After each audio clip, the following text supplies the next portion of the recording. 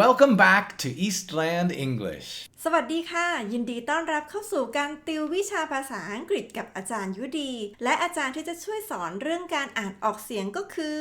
And I'm Robert Eastland. I'm a native speaking English teacher from Canada. ในวิดีโอนี้เราจะเน้นเรื่องคำศัพท์ภาษาอังกฤษ Vocabulary. อาจารย์ก็จะช่วยแปลความหมายและหาเทคนิคการทำข้อสอบให้ค่ะ Directions. Choose the best option to complete each sentence. เจอคำสั่งแบบนี้เราเลือกได้แค่ข้อเดียวเท่านั้นนะคะห้ามกักกาหลายข้อโดยเด็ดขาด Number 1. If you have an early English test tomorrow, you shouldn't blank tonight. A. Stay up late. B. Fall asleep. C. Get up late. D. Feel tired. โจทย์ถามว่าถ้าคุณมีสอบวิชาภาษาอังกฤษในวันพรุ่งนี้ tomorrow ตั้งแต่เช้าตรู่เลย Early, before the usual time. คุณไม่ควร shouldn't ที่จะทำอะไรในคืนนี้ tonight ข้อ C เราตัดออกก่อนเลยเพราะ get up หมายถึงการตื่นนอนใส่ late เข้าไปแปลว่าตื่นนอนสายซึ่งเราจะใช้วลีนี้เนี่ยในตอนเช้าแต่โจทย์ถามถึงสิ่งที่เราไม่ควรทำในคืนนี้ tonight เพราะว่าพรุ่งนี้เราต้องไปสอบแต่เช้าข้อ B บอกว่าไม่ควรเผลอหลับนะส่วนข้อ D ก็บอกว่าไม่ควรรู้สึกเหนื่อยไม่ควรรู้สึกง่วงถ้าเราห้ามอาการเหล่านี้ในคืนก่อนที่เราจะไปสอบคุณก็จะรู้สึกไม่สดชื่นสมองก็จะเบลอๆหน่อยในตอนเช้าอาจารย์คาดว่าพวกเราก็คงมีประสบการณ์แบบนี้กันบ้างแล้วแหละทั้งข้อ B และข้อ D ก็เลยผิดค่ะดังนั้นสิ่งที่ไม่ควรทำก็คือการนอนดึก Stay up late. ถ้าเรานอนหลับพักผ่อนได้เพียงพอในตอนกลางคืนเราก็จะรู้สึกว่าสมองนั้นเป็นยังไงคะมันจะรู้สึกปลอดโปร่งพร้อมใช้เพื่อพิชิตข้อสอบในตอนเช้าของวันถัดไปค่ะ Number 1. If you have an early English test tomorrow, you shouldn't stay up late tonight. Number 2. Mary and I love cooking, so we blank eat out at a restaurant. A. Usually. B. Rarely. C. Often. D. Always. ก่อนไปหาคีย์เวิร์ดในโจทย์เรามาดูตัวเลือกทั้ง4ตัวกันก่อนคำเหล่านี้คือตัวบอกความถี่ในภาษาอังกฤษเรียกว่า Adverbs of frequency. ใครที่ยังไม่รู้จักหรือยังสับสนในการเลือกใช้คำเหล่านี้อยู่ก็มาเรียนไปพร้อมๆกันเลยนะคะง่ายนิดเดียวเรามาเริ่มดูจากคำที่หมายถึงทำแบบประจำสม่ำเสมอไม่เคยขาดคำนั้นคือ Always. คำต่อไป Usually. ใช้บอกว่าทำเกือบทุกครั้งเกือบจะ 100% เลยก็ว่าได้ถัดไปอีกคำไหนนะที่หมายถึงทำบ่อยๆ Often.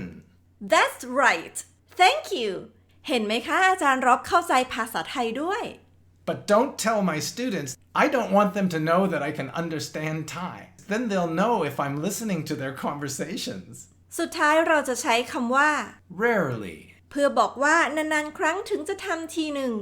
กลับมาดูที่โจทย์ค่ะกิจกรรมที่แมรี่กับฉันเนี่ยชอบทำมากๆก็คือ love cooking ชอบเข้าครัวทำอาหาร Eat out. ก็คือการไปนั่งทานที่ร้านอาหารมีโซที่แปลว่าดังนั้นเป็นคำเชื่อมเราก็ต้องมาคิดดูว่าถ้าเราชอบทำอาหารทานเองแล้วเราจะไปทานข้าวที่ร้านอาหารบ่อยไหมคำตอบที่ได้คือข้อ B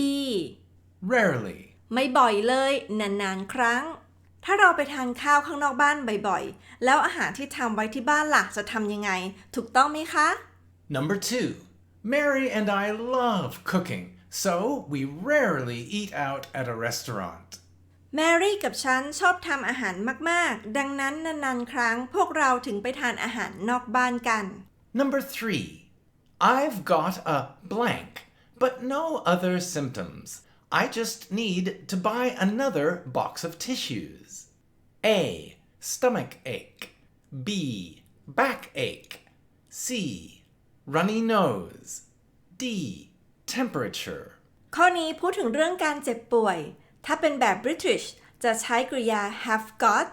แต่ถ้าเกิดเป็นอเมริกันจะใช้ have เฉยๆแล้วตามด้วยโรคหรือว่าอาการป่วยได้เลยค่ะอย่างเช่นในข้อ A ปวดท้องแบบ British จะเรียกว่า I've got a stomach ache หรือแบบอเมริกัน I have a stomach ache ในข้อ B ปวดหลังก็พูดได้ทั้งสองแบบเช่นกันแบบ British I've got a backache แบบอเมริกัน I have a backache ชอบข้อไหนก็เลือกแบบนั้นได้เลยนะคะ ต่อมาไปดูคีย์เวิร์ดในโจทย์เพื่อตัดตัวเลือกที่ไม่ถูกต้องออกก่อนคำว่า tissues ปกติแล้วเราจะใช้ทิชชู่ทำอะไรล่ะเวลาที่เราไม่สบายแล้วตัวเลือกไหนที่ไม่ต้องใช้ทิชชู่เพื่อบรรเทาอาการป่วยไข้เห็นคำว่า ache ในข้อ A กับข้อ B ไหมคะคำนี้แปลว่าปวดเราจะแก้ปวดด้วยทิชชู่ไม่ได้เราจึงตัด2ตัวเลือกนี้ออกเลยค่ะคีย์เวิร์ดตัวต่อไป symptoms ก็คืออาการป่วยเห็นคำว่า no other อยู่ข้างหน้าไหมคะบอกให้รู้ว่า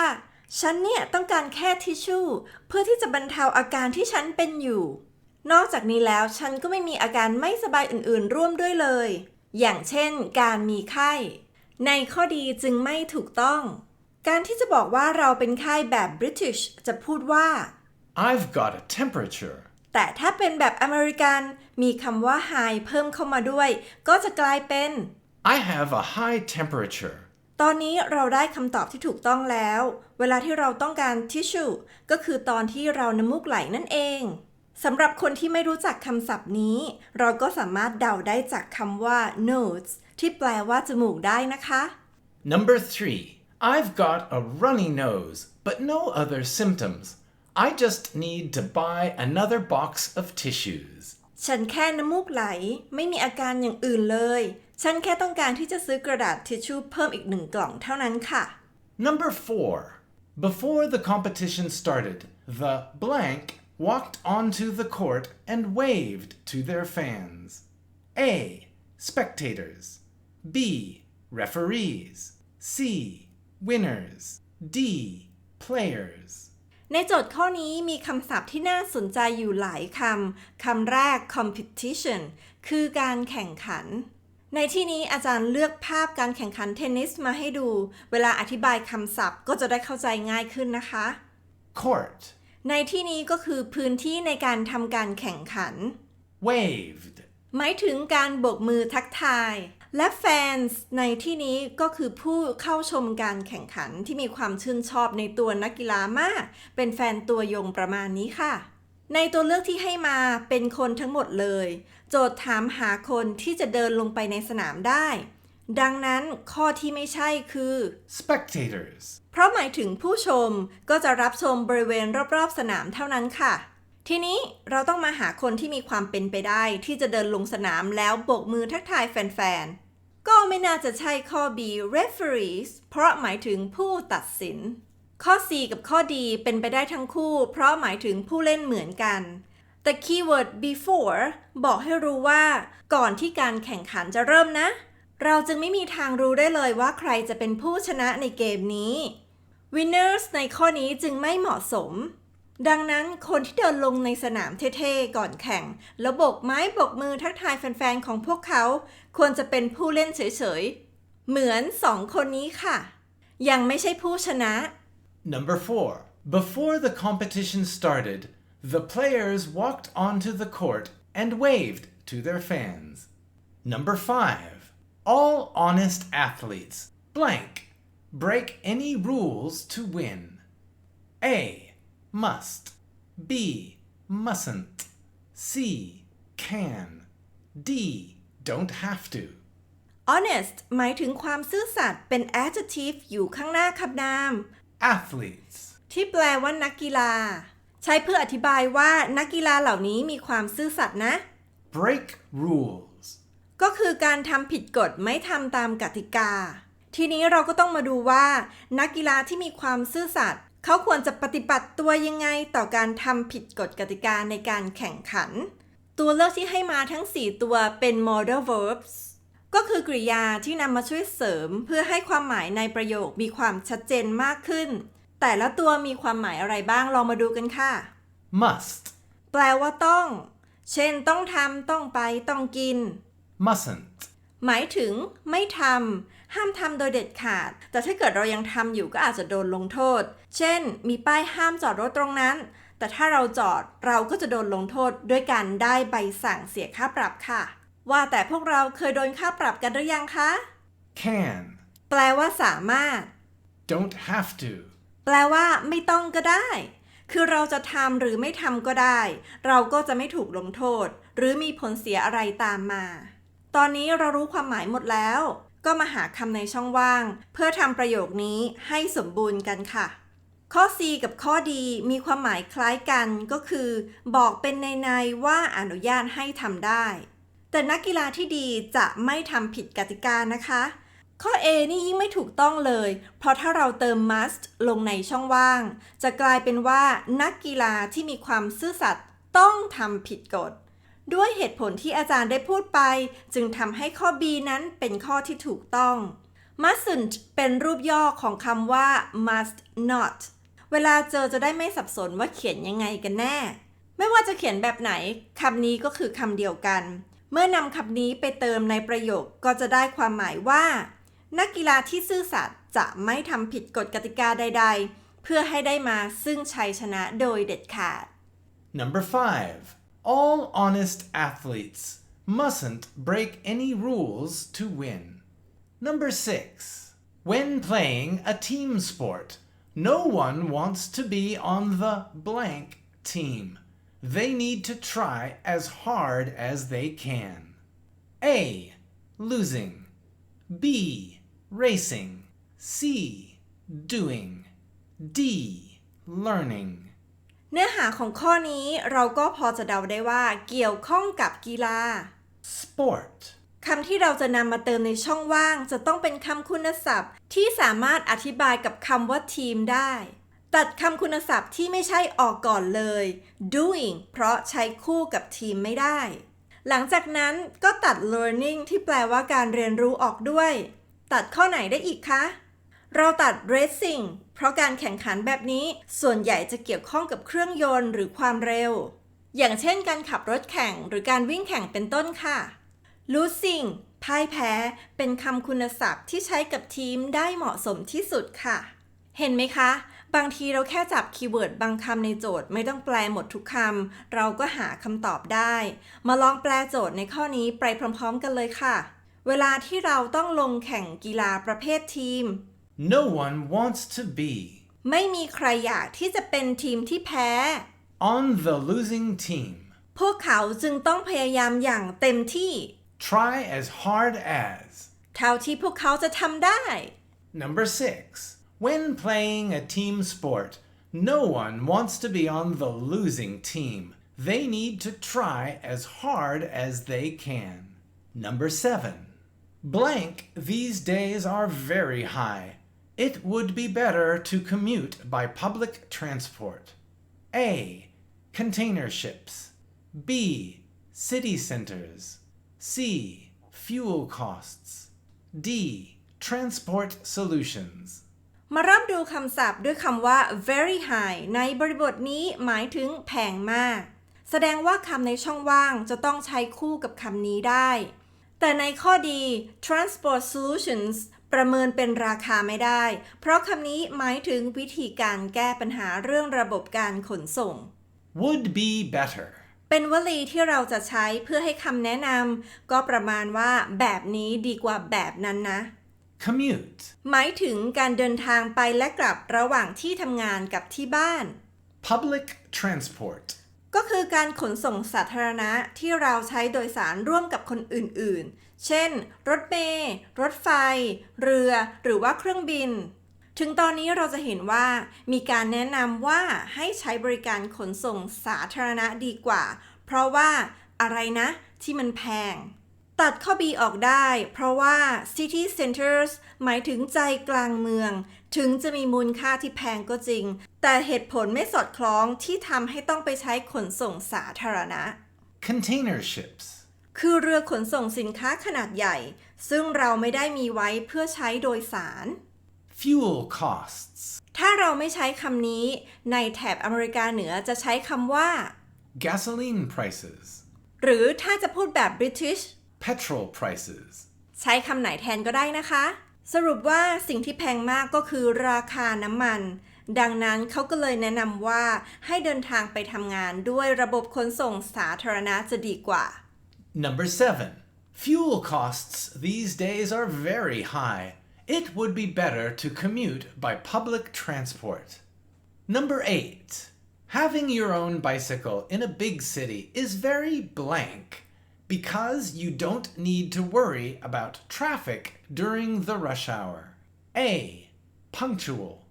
B. Frequent. C. Comfortable. D. Convenient. โจทย์บอกว่าการที่มีจักรยาน Bicycle. เป็นของเราเองนั้นมันดียังไง นั่นแหละคือคำคุณศัพท์ที่เราจะต้องหามาเติมลงในช่องว่าง เรามาตัดข้อที่ไม่ใช่ออกก่อน เพราะจักรยานเป็นของส่วนตัวจึงไม่ต้องมีตารางการเดินทางให้ตรงเวลา Punctual. หรือความถี่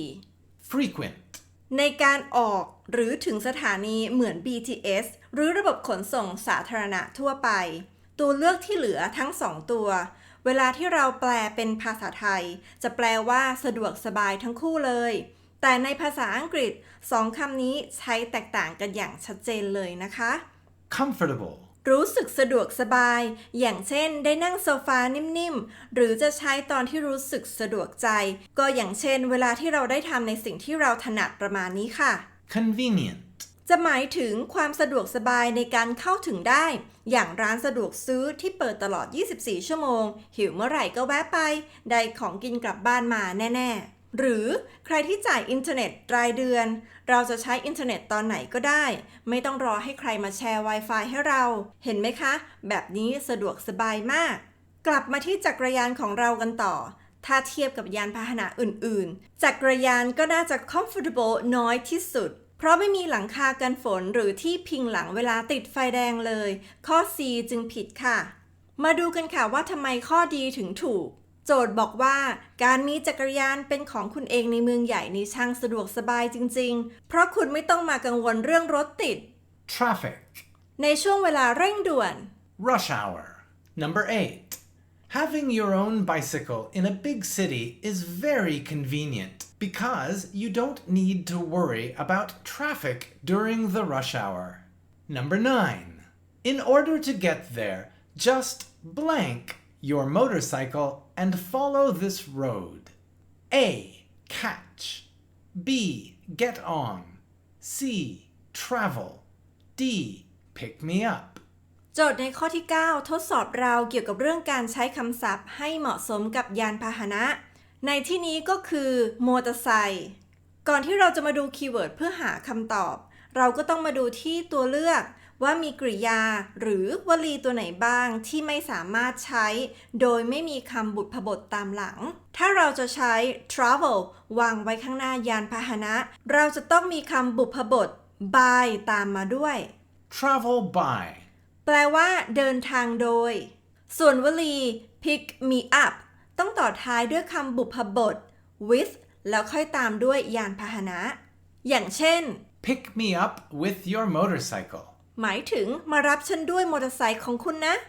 ข้อ A กับข้อ B ก็สามารถวางไว้ก่อนหน้ายานพาหนะได้ทั้งคู่ แต่คีย์เวิร์ดสำคัญในโจทย์ Your. แสดงความเป็นเจ้าของบอกว่ามอเตอร์ไซค์ของคุณทำให้เราตอบข้อ A catch ไม่ได้ เพราะคำนี้จะใช้สำหรับการโดยสารขนส่งสาธารณะไม่ใช่ส่วนบุคคล Get on. เป็นกริยาที่ถูกต้องเมื่อเราต้องใช้กับมอเตอร์ไซค์แปลรวมๆจะได้ว่า ถ้าคุณจะไปที่นั่นคุณก็ขี่มอเตอร์ไซค์ของคุณตามถนนนี้ไปเรื่อยๆ Number 9. In order to get there, just get on your motorcycle and follow this road. Number 10. Because Steve doesn't know when he will fly back, he should buy a blank ticket. A. Single. B. Return. C. Cash. D. Window. ข้อนี้มีประโยชน์มากสำหรับการนำไปใช้เมื่อเราต้องเดินทางไปในสถานที่ต่างๆ มาดูคีย์เวิร์ดคำแรกในโจทย์กันเลยค่ะ Ticket. ในที่นี้หมายถึงตั๋วเดินทางคำที่จะนำมาเติมในช่องว่างข้างหน้า ticket ก็ต้องเป็นคำที่อธิบายประเภทของตั๋วได้ เราตัดข้อดี Window. ที่แปลว่าหน้าต่างออกได้เลยเพราะไม่มีตั๋วประเภทนี้ แต่ถ้าเราเปลี่ยนจากคำว่า ticket เป็นคำว่า seat เราจะได้คำใหม่คำว่า window seat ซึ่งหมายถึงที่นั่งติดหน้าต่าง ผู้เรียนชอบนั่งตรงไหนล่ะคะ อาจารย์ชอบนั่งติดหน้าต่างเพราะจะได้ดูวิวตลอดทางเลยเดี๋ยวถามอาจารย์รอบหน่อยนะคะว่าชอบนั่งตรงไหนเวลาขึ้นเครื่องบิน Where do you like to sit on an airplane? I like the aisle seat because when I get up to stretch my legs, I don't bother anyone. For me, I like the window seat so that I can enjoy the view from above the clouds. อาจารย์รอบบอกว่าชอบที่นั่งติดทางเดินมากกว่าเพราะสะดวกเวลาลุกนั่งหรือเหยียดขาโดยไม่ต้องรบกวนคนข้างๆอาจารย์ก็เลยตอบไปว่าอาจารย์ชอบที่นั่งติดหน้าต่างเพราะชอบดูกลุ่มก้อนเมฆบนท้องฟ้าค่ะคำต่อไปที่ใช้คู่กับตั๋วไม่ได้ก็คือ cash คำนี้แปลว่าเงินสดทั้งแบบที่เป็นธนบัตรหรือเหรียญก็ได้ค่ะเหลือ2ตัวเลือกที่ใช้บอกประเภทตั๋วแต่จะเป็นคำไหนก็ต้องกลับไปดูที่โจทย์กันก่อนเขาไม่รู้ doesn't know ว่าเขาจะบินกลับ fly back เมื่อไหร่ถ้าเขาไม่รู้กำหนดที่แน่นอนเขาจะซื้อตั๋วแบบขาเดียวหรือซื้อตั๋วแบบไปกลับดีนะได้คำตอบหรือยังคะคำตอบที่ถูกต้องก็คือข้อ A single เพราะว่าสตีฟยังไม่รู้ว่าเขาจะบินกลับมาเมื่อไหร่เขาจึงควรจะซื้อตั๋วแค่ขาไปขาเดียว Number 10 because Steve doesn't know when he will fly back he should buy a single ticket in North America we call it a one-way ticket การติวคำศัพท์ภาษาอังกฤษกับ Eastland English ก็มีเพียงเท่านี้ค่ะใครอยู่ถึงข้อสุดท้ายได้คะแนนเต็มจากอาจารย์ไปเลยนะคะเมื่อได้ความรู้ไปแล้วก็อย่าลืมนำไปใช้ในชีวิตประจำวันด้วยขอให้โชคดีในการทำข้อสอบทุกคนค่ะ Thanks so much for joining us at Eastland English. If you liked this video, please leave us a comment, subscribe to our channel, and don't forget to click that bell. See you next time. See you around. Bye-bye. Bye.